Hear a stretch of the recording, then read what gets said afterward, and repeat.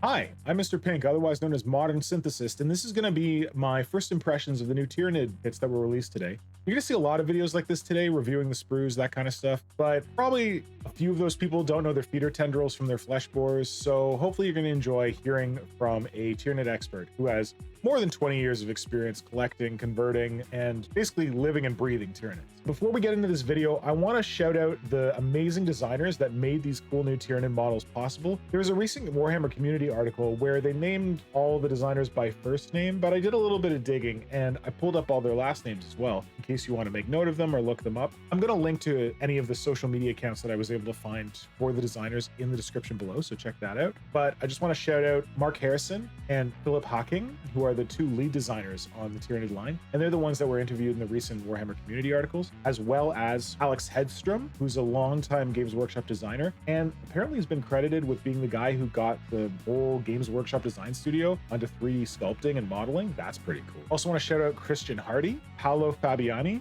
and Angus Petrie. Don't worry, I'm going to put their names alongside the kits that they designed as I go through the different kits, so you'll be able to take notes on who was responsible for what. Again, based on the Warhammer community article. So let's get into it. Honestly, we're going to start with one of the kits I was least excited about, which is the Neurolictor.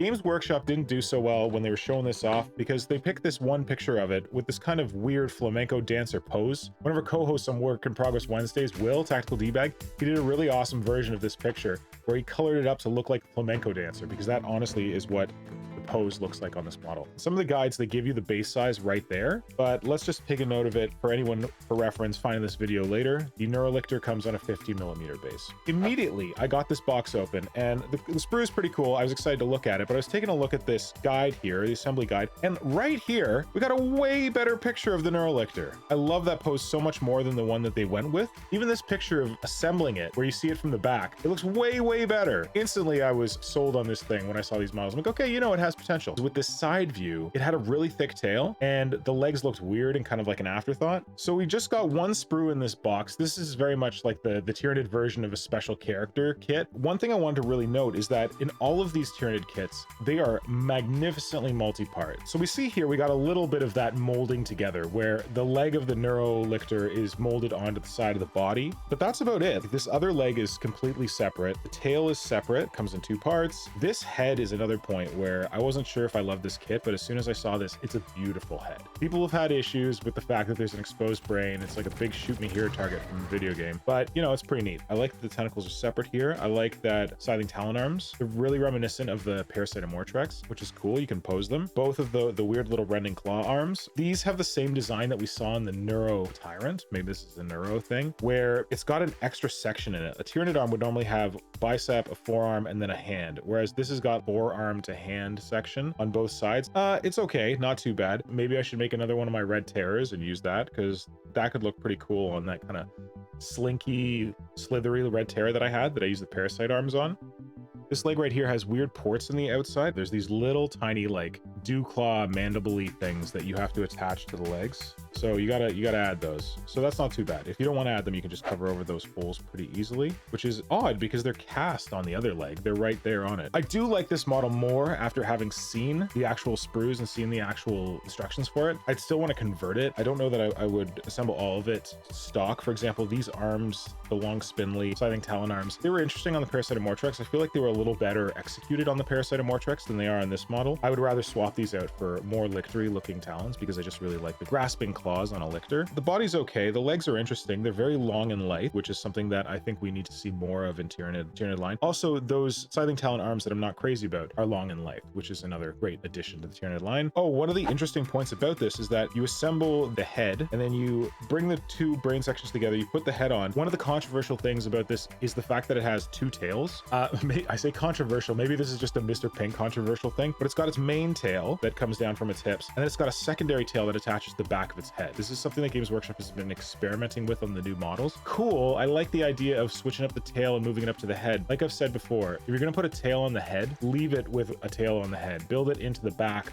Make it make sense. Don't put 2 tails, one on the head and one on the tail. I think it's supposed to be like a brain tentacle or whatever, but the cool thing is here that it's completely separate from the head. So you could leave off the brain tentacle if you're not a fan. In fact, you could even use this as a cute little tail for something else because it's just kind of like like an extra bit there. And without busting this off and assembling it, I can't say if there's like a gap where it's supposed to attach that would be noticeable, but it doesn't look like it. It looks like the brain matter is all kind of cast in here. So yeah, a decent little model. I like it better than I thought I was going to. I might do a conversion of this. The tentacles are definitely cool. The head is a winner for me, an absolute winner. Body is like, the torso is pretty broad. I don't love that it's cast in together with a leg and the waist assembly, but that's easily clipped, so not so bad. Overall, I'm gonna give the Neurolictor a 7.5 out of 10 Termagants. It surprised me. It was a little better than I was expecting. Next up, let's talk about some Hormagaunts, which after the Neurolictor were the models that I was kind of like least excited about in this release. But once again, once I got the models in my hand, that opinion quickly changed. So just to review for anyone who needs it for the reference, these guys come on 28mm bases. They also come with a 40mm base, which is used for the one Ripper swarm that comes in the box. 4 Rippers make up that swarm, so there's that base. When I first saw this kit, I thought it was pretty good. Like, Hormagaunts are neat. It didn't look like that much of a departure from what we know and love. It looks kind of like an Eldar Guardian treatment where they updated the Hormagaunts, but they didn't really change them in a significant way.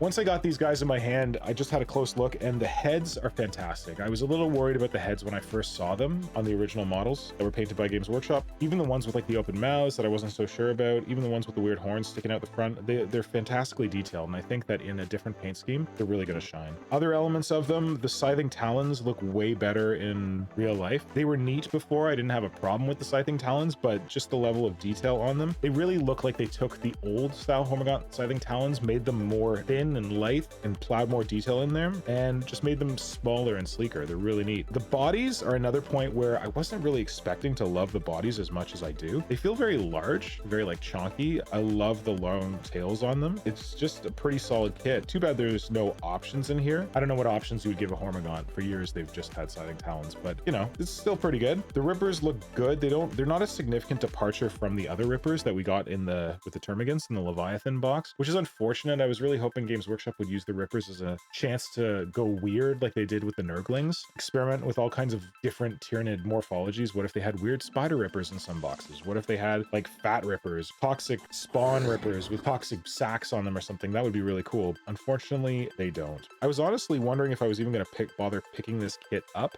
but I'm glad I did because they're gorgeous little bugs, and I can't wait to get them painted. Oh, this guy here, I didn't notice that guy in the Games Workshop previews, but he's got like a little tiny horn with some holes in it. He's got a big screaming mouth. One thing I will say is that on these models, for some reason, the secondary arms that they have, just the claw arms, I don't know why, but I feel like they looked a little better on the Termagants. On these guys, they look more like the older secondary arms that we used to get on the Hormagaunts, just with the detail cranked up a little bit. When it came to the Termagants, I really wanted to harvest the little talons on those for use for other things. I don't think I'll be doing that with the Hormagaunts. Yeah, so pretty sweet kit. Not a ton to talk about because it is an update of the classic. I guess one thing that needs to be mentioned is that they're all on tactical rocks, or they've got a flat foot on the ground, which if you know anything about Hormagaunts, you've ever built any or had to play with them, it was a nightmare the way that they attached their bases. It was the tiniest little pins. They snap off as soon as you look at them. This is a good update. People have long said that what they want from Hormagaunts are Hormagaunts that don't tip over. I'm gonna have to build some of these up and do a tip test on them. Definitely better than I used to think they were.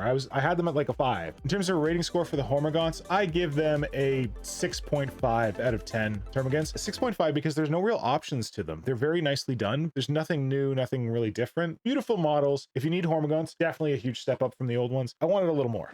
Next up, let's look at another kit that I was kind of medium on, a little more excited, but not as super excited. It is, of course, Deathleaper. I was excited about the fact that we're getting a Deathleaper at all. I thought this model was long gone, and if it ever came back, I thought it would just be like a variant within a Lictor box, kind of the way we see with Neurothropes in the Zoanthrope box. When they previewed this kit, I was like, what? We're getting a Deathleaper? I cannot believe it. So this is really cool that we actually got one. I wasn't sure what to think about this hip cloak. It's a very controversial element with different Tyranid artists, Tyranid collectors. Some people love it, some people absolutely despise it. Let's see what it looks like in the kit. If you're wondering, Deathleaper comes with a 60mm base. If you want to convert one, make sure you're putting it on a 60mm base. One of the first things that I really recognized about this that floored me was just the detail of the base, because we get all these people joke about tactical rocks on models and that kind of stuff, and the tactical rocks have been getting a little out of hand, like Moggan Ra, the awesome Phoenix Lord for the Eldar that came out, and how he's got his legs spread across this giant like buttress of Eldar scenery. That's a bit much. One thing I appreciate about this kit is that it looks like they got the scenery design team to do the base. It wasn't just an afterthought. It's a very involved base. It's a real chonky piece of scenery that goes on there that he perches on. So the perch pose is epic, maybe a little too much. All right, so the first thing that you need to know about Deathleaper is that if you're not a fan of the Deathleaper waist cloak thing, you're all good because the waist cloak is completely separate. It is in a couple of sections and you have to build it up to 3 pieces and a 4th piece, and they all go together to make that kind of hip cloak thing. It's not attached to the tail and it's not molded into the tail, and though it has these little tentacles molded into it, you could completely leave it off. And it wouldn't be too much work to leave it off because the tail itself only has this very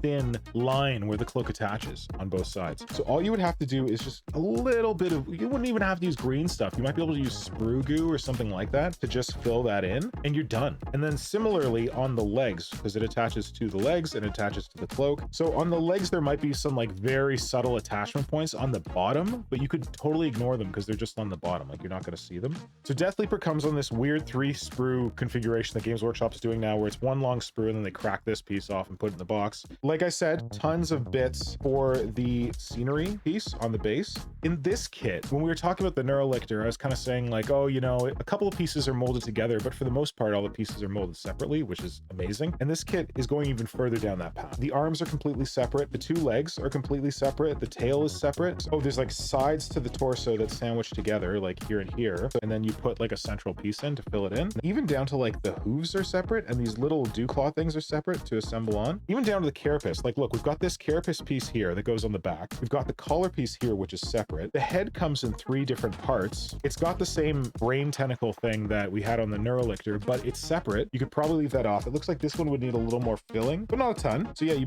build your head with those parts. The arms are separate as well, the running claw arms, though it looks like you have to put certain additional claws on like the index claw. So pretty happy what I'm seeing here for the Deathleaper kit. You could take this part off and easily like convert it onto a different Tyranid. You could take the head off if you want a different kind of head, or you want to use this. It's kind of like gives me squid vibes with these huge theater tendrils on them. You could use that head on something else or swap it out if you wanted a different head on your Deathleaper. One thing though that I didn't notice as much when we were first seeing the previews of Deathleaper are the mantis grasping claws. I don't love them. It looks like someone was doing a standard Lictor claw here with the carapace plates. They just went and merged a bunch of different carapace plates together into one big one. Doesn't work for me. Also, it's got this hook on the end, but couldn't that have been like a grasping kind of finger thing that could like go down and grab people? I would modify these claws, primarily that hook on the end. I think that they're acceptable up to that point, but that hook just needs to be dealt with. And then something in the arm here is doing weird things for me. I don't know. There's something awkward about the sculpt here. It looks a little better on this side. For the most part, these details are amazing. And this is a damn fine kit that like I'm happy to have. And I think that I can do some kind of spooky things with this guy, kind of have him lying in wait. And I'm glad that the cape, the flesh cape that goes on his hips is separate, because I got plans to move that up to his shoulders. All right, so Deathleaper, I'm going to give him an 8 out of 10 Termagants for the Deathleaper. Would recommend getting one. Oh, and one more thing. You'll probably notice that there's a couple of kits missing from this. The Termagants, we've all seen the Termagants before. You don't need to hear my opinion on them. And of course the Gene Sealers, which is a pretty big oversight. Don't worry, that's because the Gene Sealers are going to get their own video. I've just become an affiliate of Fenris Workshop here in Canada, also shipped to the US. And they were kind people over at Fenris Workshop have sent me a brand new box of Gene Sealers. I'm going to do a whole separate video about how to assemble them, what kind of conversions I want to do with them. There'll be a very in-depth guide just on that one kit, so you can look forward to that in the future. And if you're thinking of buying any new Tyranids, picking up any other Warhammer kits, any other putty, tools, stuff like that, check out Fenris Workshop, especially if you're located in Canada or the US. I'll put my affiliate link in the description below, and you can save 10% at Fenris Workshop by using the code PINK-FENRIS. And if you order anything from Fenris, a percentage of it goes to me for recommending it. And that's another way to support the channel. So consider placing your orders over there. All right, next up, we got the Big Mama. You might have thought that I was going to save this one for last, the Norn Emissary, but I'm really going to save my favorite kits for last. And though this is a cool kit, I wouldn't call it my favorite of the ones in this release. So let's have a look and I'll explain why. So first up, for you scabs who want to make your own model, I'm just joking. I'm doing this so you can. For anyone wondering, the Norn Emissary comes on a 100mm base. That's a pretty big base. She's a pretty big girl. It's a dual kit, so it builds the Norn Emissary or the Norn Assimilator. The Norn Emissary is supposed to be more of like a assassin model, sneaking into places and killing key character targets. And the Norn Assimilator is supposed to be more of like a tank hunter, going in, smashing through barricades, smashing through buildings, tearing up big vehicles. Interesting that they have different roles, but I would want to express them differently in the model. model than what we get. Let's have a look at the sprues. Once again, we have 1.5 sprues in here. All right, so of course, like with the Deathleaper, we've got a very involved base here, so scenic base. I do love the Tyranid growths coming out of the base, and I kind of wanted to snip them off and put them on something else. They're not fully detailed on the base. They have like a plate that goes over them, so it kind of obscures some of the detail, but you could probably harvest some of them out of there. It's a cool base, although it does seem like a tactical rock to just make the guys seem a little taller. Need to have it. I'm glad to have anything that's got Tyranid terrain on it or Tyranid morphologies. Though you might not love tactical rocks, you could absolutely harvest this, use it on other models, use it on Tyranid table that you're building, something like that, or just use these Tyranid growths on the base as an inspiration for creating your own sculpts for them or something like that. So it's, like I said, dual kit. So you've got the carapace plate here that covers over the hole where the big brain head of the Norn Emissary goes. One thing I noted when I first cracked this open was the detail on the head for the Emissary. Looking at this head just on the sprue like this, it's a really good head. And I worry that it gets a bit buried in all the like mandibles and extra shit they put on it. Like, for example, I looked at this head and I was just thinking it's supposed to have 2 horns, kind of like this weird bunny ear thing that goes off to the sides. When you look at either side, they're both great. I would almost just clip off that horn, clip off that horn, put the head together and just put 1 horn on it instead of 2. And I think that could look really cool. Also, fill in this jowl part and not put the super ultra mandibles on it. It's just kind of overkill. There's a couple of models in this release where I was really blown away by the heads just on their own, that they look very different when you don't have like all the extra gribbles on them. I guess that's part of the base there, but it looks like a little capillary tower growing out. I really like that. For the Norn Emissary, you can see that all these bits build the head, so super brains everywhere. I like this design for the head. I don't love the exposed brains, so I might hollow those out and either sculpt over them or something like that. And then its brain continues on in its back. So I almost have the thought of removing all brain matter from this forward head and just leaving the brain in the back. So it's almost like it's shielded and keeping it behind it. And then the kind of alien queen sail head could just be a shield that's protecting the brain that's embedded in the back. Between these huge back chimneys would be a really great way to protect it. And I gotta say that though this kit is kind of here and there for me, there's elements I love. I absolutely love these huge back chimneys. I think they are immaculate. I'm gonna do something different with them. Instead of having them standing straight up, I'm gonna have them more like angled back because this thing's supposed to be able to like sneak through tunnels. Another thing that I really love on this model are the Norn Assimilator's bio harpoon hands. I think these are really unique and interesting. I want to use these a lot on a bunch of different things. You could even make that into a head. It's like the weird mandibles and like the thing sticking out the front. It looks almost like an ovipositor or proboscis. That thing a mosquito has for sticking it in you and stealing all your blood. Those are cool bits. I also do really like the weird scything talons that the Norn Emissary has, that it has an extra section in them. We've seen on other Neuro models, right? Like the Neuro Tyrant and the Neurolictor. So you got one of them here and you've got the other bit on this sprue. It's really interesting because they have standard arm here that the Norn Assimilator's scything talons mount to, and you could just mount a scything talon at the end of that. But instead you take this thing, you add it to that, and then you add on the standard scything talon, and it really switches it up. You just take this talon and plunk it on this arm, bam, Norn Assimilator. You take this extra bit, you shove it in there, and then you plunk the talon on, bam, Norn Emissary. It's a small change, but I really like it. One thing I will say though is, please, Games Workshop, give me bigger arms. I could get out a warrior right now and we could look at these rending claws, which are cool. Like, I really like these rending claw hands, as we've often talked about on Creature Conference. Anytime you give a Tyranid fingers, it looks more intelligent. And this one's got 6 fingers, so super intelligent right there. Love the hands, but the arms are so small. And even if you say like, oh, those are the secondary arms, don't worry about it. You go up to the scything talon arms and they're like slightly bigger than a standard Tyranid monstrous creature scything talon arm. Not that much bigger. I want them to be huge. Like, I want to take the arms on the winged hive tyrant and plunk them on this thing and then have its cool scything talons on the end of it. And like, even you look at the arms for the harpoons, that they're super short and stumpy with this big harpoon biomorph on the end of them. I'm disappointed. Other elements here, we've got the weird brain thing on the back. One thing that I didn't notice before that I want to note is that you've got the weird brain thing and you've got the weird like neuro tentacles that we've established now. But then you've also got a tail. It's got its neuro tentacles, and then this is just like a Hormagaunt tail that someone shoved in there. And I get it, they're like trying to be like, ooh, it's a separate creature, it's a biomorph, it's a parasite that's growing on the back, but I don't think it needed its own tail. Once again, the Norn Emissary has a tail. It's got a big sucker tail that it sticks on it. One thing to note is there's a couple of different tail tips in there that if you want to build the Emissary, you use this tail tip. tip over here, which is more like those neuro tentacles. And if you want to build the assimilator, use this tail tip over here, which is more like a scything talon. Cool. I don't know if we necessarily need it. Another weird thing that I'm just noticing is that we've got two different waists. It seems like one of them is more svelte and the other one is more chunky, but I don't really understand why we need two different waists. Oh, one of them has armor plates on the front of it. You can just see them here. And one of them doesn't have armor plates on it. I don't know why we need two waists, but anytime Games Workshop wants to give me more bits, I'm taking them. So that's cool. The only one set of legs, and you can see that the legs are hollow. This is something that I like to point out because people who like converting Tyranids a lot, sometimes you'll want to like pin them, repose them, stuff like that. You want to cut these legs and extend them. It's kind of a pain when they're hollow because you need to fill the gaps inside of them, but it can be done. These derpy little scything talons that go on the front of the assimilator, leave them off. I think they give you armor plates to cover those. I think these are meant to cover the holes where those could possibly fit in. They're not great. Maybe put them on the head. I don't know. I just think there's a little too much detail on this model sometimes. Another thing that I really like, I don't know if I'm necessarily going to put it on my Norn Emissary, but this big chonky horn that goes on the head is a beautiful horn. I kind of want to see that more actually on the Norn Assimilator than the Norn Emissary, because I feel like with the Norn Emissary it's more psychic, sneaky, but this horn looks like a horn that would be on a Carnifex. This looks like it's on a Stone Crusher Carnifex, which is really how I picture the Assimilator being, more than just like a random giant hive tyrant. Let's be honest, when you look at both the Norn Assimilator and the Norn Emissary, they're basically a big tall hive tyrant. They're basically a swarm lord, what we would all envision the swarm lord being, a super tall hive tyrant. It doesn't have any different kind of profile or anything like that. It's just, hey, went to McDonald's, I want a supersized hive tyrant. Games Workshop's like, we have a supersized hive tyrant at home.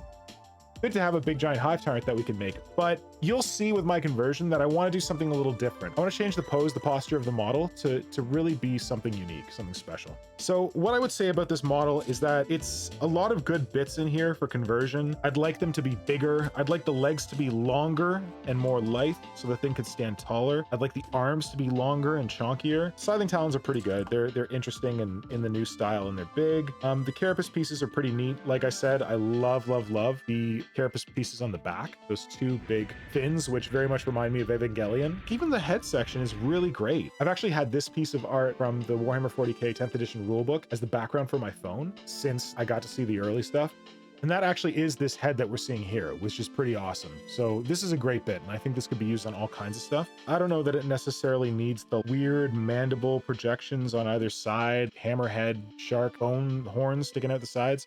I don't know that it necessarily needs that to be a cool model, but there are some cool bits in here. I just mostly feel like the top half of the model seems like new and inspired, and the second half of the model seems kind of like a copy of older models and not that exciting, especially the tail. Some of the detail on the tail is very like rounded and bulbous. The detail on the legs is okay, but I think it could be a little better, and they could be larger. Overall, a decent kit. I would say that I give it 7.5 termagants out of 10, maybe as many as 8, because it's cool to have a Tyranid that's this big to do other stuff with, but in its current configuration, I don't think it's perfect yet, and I think that we could do better. I'd still recommend getting it. It's a cool big Tyranid that you could do some cool stuff with, and you're going to see what I'm going to do with it very soon. I have saved the best for last. There are 2 kits in this wave, and I honestly, if you put a gun to my head and told me that I had to go to a desert island and I could only take one of them with me, I'm not sure which one I would choose. And in fact, if you told me that I could only order 2 kits from this release, but I could order as many of them as I wanted, it would be the Biovore kit and it would be the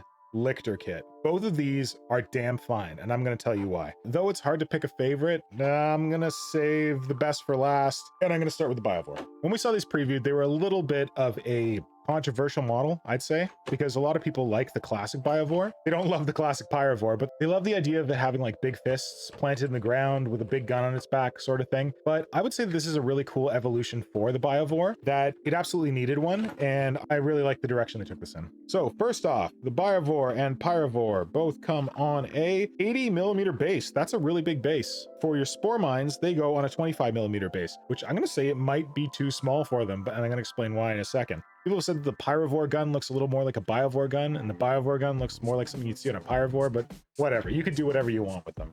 And when it comes to doing whatever you want with them, one of the reasons this kit is one of my faves of this release is that I think you can do so much with it. What we started to see in the Deathleaper, where everything is really modular and there's different pieces that you can combine in different ways, I think that happens here on the Biovore Pyrovore as well. So if you look at it, it's got one torso/tail piece, which is kind of like the core of the body assembly. You attach on different tail pieces to it, but the carapace is just kind of like one plate here, and then you build up the rest of the carapace like Lego. Lego, which is damn cool. So for example, you got this piece, which goes on the front of the Biovore right around its head. But then you've also got this piece, which is kind of like the ruffle that goes behind it. You've got the different carapaces that are used for the two different gun tails. So this one is for the Pyrovore gun, and this one goes on the Biovore gun. But these are both cool things that you could use for other projects. You ever want to make Scorpion Tyranids? This tail is your guy. You ever want to make a weird head thing that looks like a neuro, what's it? This carapace plate from the Biovore's gun is your guy. This is basically a head already. You just got to fill in some armor plates there. They've got two different tails. So this is the tail for the Biovore right here, which curls under and it attaches into that front section. And this is the tail for the Pyrovore right here, which curls up in that kind of scorpion thing. And if you look at the back of it, it's got a missing piece, which is this piece right here, which fits on just like that. You don't necessarily have to add it because it'll be at the back and the bottom of the model. And this is a really cool carapace that you can cut off and use for something else. Like I said, this kit has got so much good stuff that you want to use in other places. For example, the Scything Talons. I don't think I really realized it when we saw the Scything Talons in the preview, but they are very kind of like shield-like if you look at them head on, where they have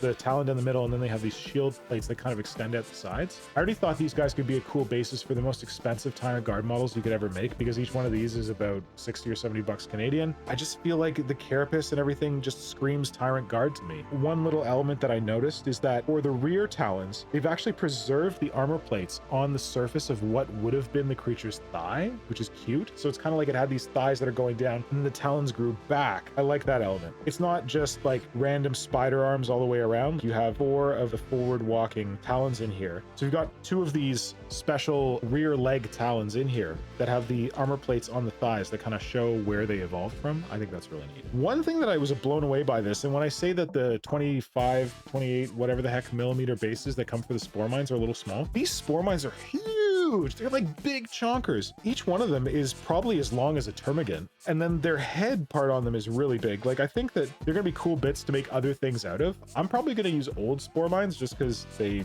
you know, they just go and blow up. And these are neat, especially that they have the, not exactly like the neuro tentacles on them, but they've got tentacles that are kind of similar to what we see on the neuro creatures. So if you needed those kind of tentacles for something, there you go. The guns, I am in love with the Biovore gun.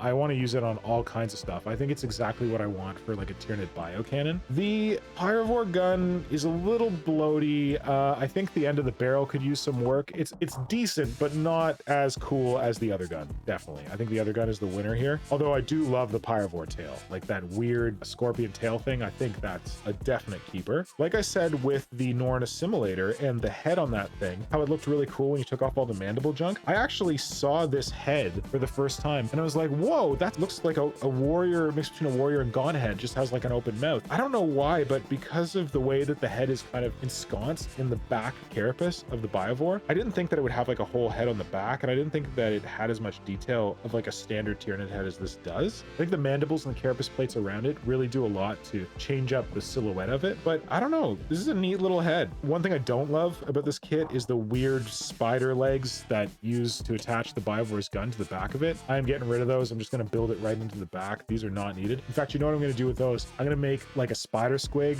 Tyranid Ripper or something, or maybe I'm going to make like a weird like mandible face on something. They'll be useful for that, but they are not going on the gun because I don't think they're necessary. Back carapace, not that exciting, but you have like a separate back carapace piece there. You got some bits for the base. I think these are to mount the Scything Talons in so it doesn't look like it's walking on knives. So there's not much else to talk about because it's a compact little kit, but I love it and I honestly want at least 4 of them. But they're pretty expensive. I could do great things with them. Give me 4. The Biovore Pyrovore, I'm gonna give it 9 termagants out of 10 because it comes with 2 cool guns, bunch of cool carapace plates that you kind of build up like Lego. It's got these awesome little Scything Talons on it. I want to mine it to make Tyrant Guard. It's awesome.